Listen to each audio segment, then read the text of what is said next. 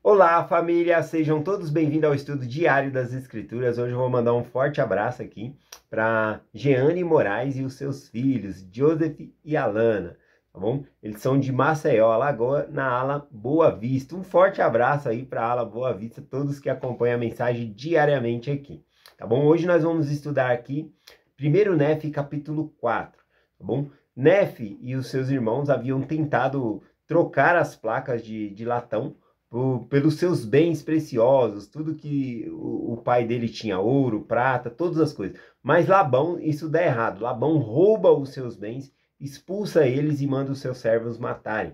Eles fogem da presença de Labão, entram numa cavidade de uma rocha, e Lamã e Lemuel estão tão enfurecidos que eles pegam vara e começam a bater ali em Nefe e em Sam. E aí então um anjo aparece, intervém entre eles e ordena que eles voltem a Jerusalém e pegue as placas, porque Deus o entregará a Labão em suas mãos. Né? E logo após o anjo partir, Lamã e Lemuel já começam a murmurar e reclamar, dizendo como é possível, né, que o Senhor entregue Labão em nossas mãos. Ele é muito poderoso, ele comanda 50 homens. Então, eles acreditam que Labão é mais poderoso do que o Senhor, né? É absurdo isso. Então vamos ver, após essa murmuração, essa reclamação, como o Nefe reage. Vamos lá, a partir do versículo 1 aqui diz o seguinte: E aconteceu que falei a meus irmãos, dizendo: Subamos novamente a Jerusalém, e sejamos fiéis aos mandamentos do Senhor, pois eis que ele é mais poderoso de toda a terra. Aqui sim, né? A gente vê que Nefe, ele coloca cada problema no seu lugar. Um problema não pode ser maior do que o nosso Deus. Lamã e Lemuel enxergavam que Labão fosse maior ou mais poderoso do que Deus. Né? Aqui não, Nefe ele está colocando o problema no seu devido lugar. Ou seja, Deus é o mais poderoso de toda a terra. E então, por que não há de ser mais poderoso que Labão e seus 50? Ou sim, ou mesmo as suas dezenas de milhares. Aqui, né, quando Labão ele comandava 50 homens, e Nefe ele faz uma suposição. E mesmo que fosse dezenas de milhares, para Deus não faz diferença. Né? Não tem algo que Deus não possa fazer. Então não importa se Labão tinha só 50 homens, né? Que era muito na cabeça de Lamã e Lemuel, né? Para o Senhor. E o mesmo que, como Nefe colocou aqui, Nefe não põe limite no poder de Deus. Às vezes as pessoas querem colocar limite no poder de Deus, né? Ou aumentar demais o seu problema, tá bom? O nosso problema, ele não é maior do que o nosso Deus. Então, cada coisa tem que ser colocada em seu lugar. Continuando aqui, Nefe, então, ele usa aqui um sistema de ancoragem, né, para incentivar os seus irmãos aí com ele buscarem as placas, tá bom? Ancoragem nas escrituras, ele tenta ancorar a fé que ele tem, encorajar os seus irmãos, persuadir por meio das escrituras. Nós fazemos isso direto, né? Quando nós vamos discursar, a gente estuda e tenta persuadir as outras pessoas a guardarem os mandamentos através daquele discurso. Então é isso que Nefe está fazendo, pegando uma escritura e aplicando àquela situação que eles estão vivendo. Eu gosto muito, vou até compartilhar com vocês, do canal O Evangelho em Perspectiva, tá bom? Toda terça-feira, às 20 horas, tem aí o canal O Evangelho em Perspectiva. Eles pegam o estudo do Vem Segue e eles compartilham na prática, né? Como colocar tudo isso na nossa prática, na nossa vida. Eu gosto demais aí do canal O Evangelho em Perspectiva. Vou deixar, inclusive, aí o link, tá bom, do canal deles na descrição do meu vídeo e no topo dos comentários. Entra lá no canal deles e fala assim: o Vanderlei me indicou. Se você está ouvindo pela primeira vez sobre esse canal, vai lá e se inscreve nele, tá bom? Vou deixar o link aqui, tá bom? E aí vocês se inscrevam lá. Vamos lá, então qual é a ancoragem? Qual escritura se aplica aqui à situação que os irmãos de Nefe e Nefe estão vivendo? E Nefe usa essa escritura aqui, né? Ele diz aqui, ó, versículo 2: Subamos, portanto, e sejamos fortes como Moisés. Ele usa o exemplo de Moisés. Porque ele, por certo, falou as águas do Mar Vermelho, e elas dividiram-se para um e para outro lado. E nossos pais saíram do cativeiro e passaram sobre terra seca. E foram seguidos pelo exército de Faraó, que afogaram-se nas águas do Mar Vermelho. Então, observa, né, que Nefe aqui usa o exemplo de Moisés, que nada é impossível para Deus, que abriu o Mar Vermelho, eles passaram em terra seca e os egípcios se afogaram, né? Então o Senhor é mais poderoso de terra. Ele continua dando o exemplo aqui, tá bom? Versículo 3. E agora, eis que sabeis que isso é verdade, e sabeis também que o anjo vos falou. Como podeis duvidar? Aqui ele fala, ó, vocês sabem que essa história é verdadeira, de Moisés abrir o Mar Vermelho, passar em terra seca, como Deus protegeu o seu povo, deu libertação ao seu povo. E aí ele usa o exemplo que estava acontecendo agora, né? Que tinha acabado de ocorrer. Um anjo vos falou, como vocês podem duvidar? Isso não entrava na cabeça de Nefe, né? Assim como a incredulidade de Lamã e Lemuel também não entrava, né? Não fazia sentido. Eles acreditavam, não tem como Deus entregar Labão em nossas mãos, né? Essa era a mentalidade deles aqui. Mas Nefe é ao contrário, né? Ele pensa completamente ao contrário e fala, como podeis duvidar? Subamos, o Senhor tem poder para livrar-nos. Como livrou nossos pais para destruir Labão, como destruiu os egípcios. Então viu a referência que ele fez, como ele pega a escritura, fala que como Deus destruiu os egípcios lá, quando Moisés tirou eles pelo Mar Vermelho, o Mar Vermelho se fechou no exército dos egípcios, então matando eles. Então, assim como Deus destruiu os egípcios, também ele poderia destruir Labão. Simples assim, né? Continuando. Ora, depois de haver eu dito essas palavras, ainda estavam irritados e continuavam a murmurar. Não obstante, seguiram-me até chegar às muralhas de Jerusalém. Olha, todo esse discurso persuasivo de Nefe, ainda assim, todo o efeito que trouxe neles foi fazer com que eles seguissem Nefe até a muralha. Entrar lá, nem pensar, não tinha nem como, né? Eles estavam incrédulos mesmo, né? Seguiu ali e amarra, né? Continuando aqui,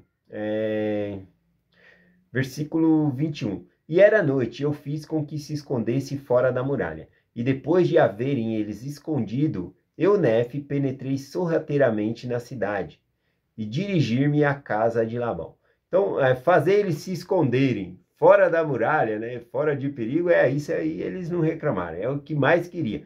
Se fosse pedir para eles entrar para dentro, não tinha nem como, né? Porque tudo que o discurso de Nefe fez, a persuasão, foi com que ele conseguisse que seus irmãos seguissem ele até próximo da muralha ali, né? Entrar jamais, né? Esse que é o sentido aqui. Vamos lá, continuando. Fui conduzido pelo Espírito, não sabendo de antemão o que deveria fazer. Essa escritura é muito bonita, que fala da confiança no Senhor. E confiar no Senhor. Primeiro, crer e depois vai acontecer o milagre. Ele não sabia qual seria o processo para que ele conseguisse as placas. Mas ele confiou em Deus e ele foi seguindo em frente. Isso é muito importante, seguir em frente, mesmo sem saber como seria a situação. Foi isso que Nefe fez, né? Então Deus, ele não vem de milagre fiado, né? Primeiro você tem que exercer a sua fé. Primeiro você tem que seguir em frente e aí então os milagres vêm na sua vida, tá bom? Então o milagre não vem fiado não. Então primeiro você tem que ter fé. Continuando aqui ele diz, não obstante segui em frente. E chegando perto da casa de Labão, vi um homem que havia caído no chão diante de mim, porque estava bêbado de vinho. E aproximei-me dele e vi que era Labão. E vi a sua espada e retirei-a da bainha. E o punho era de ouro puro e trabalhado de modo admirável. E vi que a sua lâmina era do mais precioso aço. Bom, aqui a Nefe, ele está se dirigindo para a casa de Labão, mas ele vê um homem caído no chão. Quando ele se aproxima, ele percebe que é Labão e ele retira essa espada de Labão. Essa espada de Labão, né, não era uma espada de um guerreiro, né? Ela era muito bem trabalhada. Era mais uma espada como se fosse... a espada tem símbolo de autoridade, tá bom? Esse que é o ponto. E Nefe vai trazer essa espada também, né? Para a terra da promissão, tá bom? Futuramente ele vai pegar essa espada, fazer moldes, né? Para proteger a sua família, aqueles que seguem a Deus. Mas essa espada de Labão, ela é mais como um símbolo de autoridade. Não era uma espada de guerreiro, tá bom? Era um símbolo de autoridade. Bom, continuando aqui, versículo 10. E aconteceu que fui compelido pelo Espírito a matar Labão. Mas disse em meu coração, nunca fiz correr sangue humano. e contive-me e desejei não ter de matá-lo. Então, o Senhor manda por meio do Espírito ele matar Labão ali, né? Mas ele reluta essa ideia. Ele reluta essa ideia aqui a princípio, né? E aqui, várias coisas vai fazer sentido que ele deveria matar realmente Labão, tá bom? O Senhor vai ajudando a ele entender que esse deveria ser o resultado, tá bom? Vamos lá aqui continuar. Vamos ver primeiro os lados negativos. Primeiro, Labão estava lá, né? Bêbado, cheio de vinho lá, desmaiado. Continua o versículo 11 aqui. E o Espírito me disse outra vez, eis que o Senhor entregou em suas mãos, sim, e sabia também que ele procurava tirar minha vida. Veja aqui, né? Não era coincidência, né? Deus entregou Labão nas mãos de Nefe ali, para ele executar isso, né? Para ele matar Labão. E também, né, Labão havia procurado tirar a vida dele e dos seus irmãos. Portanto, Labão, ele era um assassino. E continua aqui, procurava tirar minha vida. E não daria ouvido aos mandamentos do Senhor. E também apoderara-se de nossos bens. Ou seja, ele não obedecia os mandamentos do Senhor e também era um ladrão, né? Apoderou-se dos bens ali de Nefe, tá bom? Da família de Nefe. Versículo 12 em diante, o Espírito continua a falar a Nefe. E aconteceu que o Espírito me disse outra vez, mata-o, pois o Senhor entregou em tuas mãos. E eis que o Senhor mata os iníquos. Né? Aqui o Espírito vai conversando com Nefe, né? O Espírito Santo, persuadindo ele a obedecer ao Senhor. Né? Então ele mostra primeiro os defeitos de Labão, né? Tudo isso vai fazendo sentido na cabeça de Nefe, e agora ele começa a falar que o Senhor mata os iníquos, tá bom? Destrói os iníquos. Diz aqui, ó, eis que o Senhor mata os iníquos, para que seja cumprido o seu justo desígnio. Melhor é que pereça um homem do que uma nação se degenere e pereça na incredulidade. Aqui, qual nação pereceria na incredulidade? Seria a nação que Nefe levantaria, que iria para as Américas. Por quê? Porque sem as escrituras eles decairiam, né? Eles não teriam conhecimento de Deus, e seria um povo decaído, tá bom? A gente vai ver isso daqui a pouquinho aqui, eu vou compartilhar. Grava essa palavra aí, né? Que a nação deles pereceriam na incredulidade. Continuando aqui, mais motivo, né? Que o Espírito vai dizendo aqui, ó, a partir do 14 em diante. Então, quando eu, Nefe, ouvi essas palavras, lembrei-me das palavras que o Senhor me dissera no deserto. Veja que as coisas, é um padrão.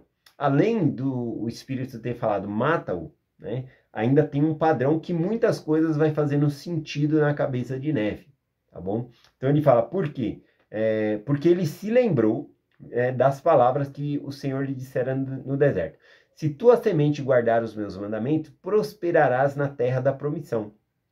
Sim, e pensei também que eles não poderiam guardar os mandamentos do Senhor segundo a lei de Moisés, a menos que tivessem a lei. E sabia também que a lei estava gravada nas placas de latão. Então veja que tudo isso fazia sentido. Ele precisava desse registro. Esse registro dependia para que a nação não caísse em incredulidade. Então tudo isso estava fazendo sentido aqui. Versículo 17. Também sabia que o Senhor havia entregado Labão em minhas mãos, por esse motivo. Então ele acredita que não foi por acaso, né? Eu também acredito, não foi por acaso que Labão estava ali, né? Caído, bêbado de vinho, e o Senhor entrega ali. Não era uma coincidência. Para que, talvez ele bebeu ali, né? Comemorando tanto os bens que ele havia roubado lá da família de Nefe, né? Então vamos lá. Para que eu pudesse obter os registros de acordo com os seus mandamentos. Vamos dar continuidade aqui, né? No versículo 18. Após toda essa argumentação do Espírito, Nefe então obedece à voz do Espírito e ele mata Labão. Vamos ver aqui a partir do versículo 18. Obedeci, portanto, à voz do Espírito e peguei Labão pelos cabelos e cortei a cabeça com a sua própria espada. E depois de tê-la cortado a cabeça com sua própria espada, tirei as vestimentas e coloquei-as sobre o meu próprio corpo. Sim, cada uma delas, cingi meu lombo com a sua armadura. E depois de haver feito isso, dirigir-me ao tesouro de Labão. E quando me dirigia para o tesouro de Labão, eis que vi o servo de Labão que guardava a chave do tesouro. E com a voz de Labão ordenei que me seguisse ao tesouro. aqui, né, o servo de Labão não reconhece Nefe, né? Porque Nefe havia colocado a roupa, colocou a espada de Labão, ele se cingiu com todas as roupas que era de Labão ali. Então, ele se cinge, e quando ele encontra o servo de Labão, né, ele ordena ao servo que siga ele até os tesouros de Labão, então, para que ele pegue as placas ali. Uma coisa aqui, aqui, como nós sabemos, era de noite, é bem escuro. Apesar de haver fogo, lamparina, era uma luz precária. E outra, os servos, quando eles falavam com servos, com senhores de grande autoridade, como Labão, eles não olhavam no rosto, né? Eles não encaravam, eles olhavam para baixo. Repare aqui no versículo 21, ó.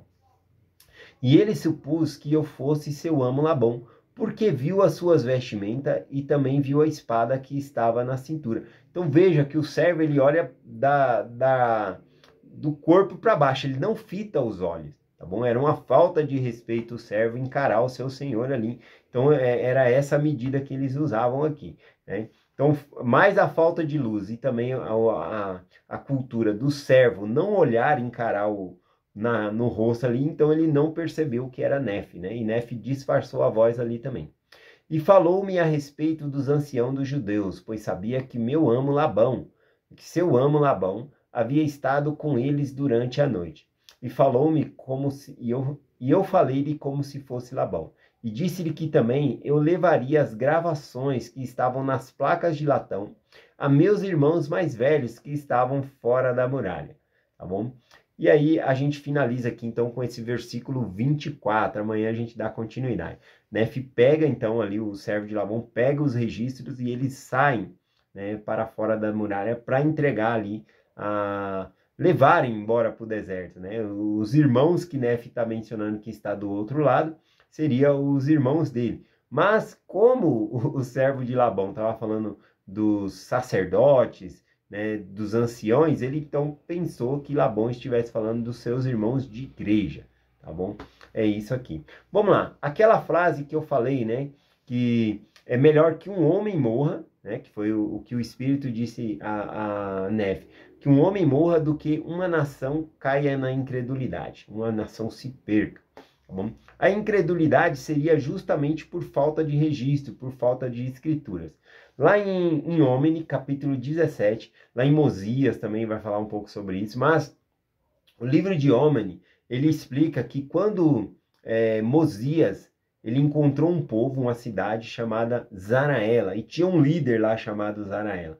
E esse Zaraela, eles eram descendentes de Jerusalém, né? Ele era dos Mulequitas, tá bom? Descendente lá de Jerusalém. E o que acontece? Eles vieram para cá, só que foi depois que Nabucodonosor invadiu Jerusalém. Então, um dos filhos, né, de Zedequias, se não me engano, ele foge, né, com uma parte de pessoas e vem aqui para as Américas também, né? Guiado aí pelas grandes águas, inspirado pelo Senhor. Só que quando eles vêm para cá, eles não têm esse registro, eles não tinham escrituras. Então, eles não tinham como ensinar os mandamentos, não tem como lembrar todas essas coisas de cabeça. Então, eles não tinham. E olha o que aconteceu. Quando o povo de Mosias, né, que eram descendentes de Nefe, eles encontram o povo de Zaraela, olha a diferença, né? Eu vou ler aqui. Homini capítulo... Homini é só um capítulo, né? A partir do versículo 17. Diz assim, ó. E na ocasião em que Mosias os encontrou, havia se tornado numerosos em extremo. Não obstante, haviam tido muitas guerras e sérias contendas, e de tempos em tempos haviam caído pela espada. E seu idioma corrompera-se, e nenhum registro tinham trazido consigo, e negavam a existência de seu Criador. E nem Mosias, nem o seu povo podia entendê-los. Olha, por não ter trazido o registro, aquelas gerações futuras foram se perdendo. Eles negavam até a existência de um Criador, a existência de Deus, né? De tanta incredulidade que eles estavam. Tá bom? Uma coisa é certa. Por exemplo, eu sei matemática. Não significa que a minha filha vai nascer sabendo matemática. Então, a gente tem que ter registro, tem que ter coisas que os filhos vão aprender. O conhecimento não passa hereditário, né? porque nasceu ali, então já nasce sabendo. Seus filhos não vão nascer com um testemunho do evangelho, eles vão ter que buscar isso, e assim por diante. Então, a falta de um registro, tá bom, para os molequitas, né, que era o povo de Israel, fez com que eles se corrompessem. Nem em Deus eles acreditavam. Aí está a importância de Nefe ter matado Labão para pegar esses registros, para trazer as escrituras, tá bom? Então é essa mensagem que eu compartilho com vocês, que nós possamos dar valor às escrituras, ensinar aos nossos filhos, porque eles não sabem, eles não nascem sabendo, tá bom? Não é porque você tem um testemunho que o seu filho já tem. Eles também precisam desenvolver um testemunho e conhecer as escrituras. É essa mensagem que eu compartilho com vocês, em nome de Jesus Cristo. Amém. Até amanhã.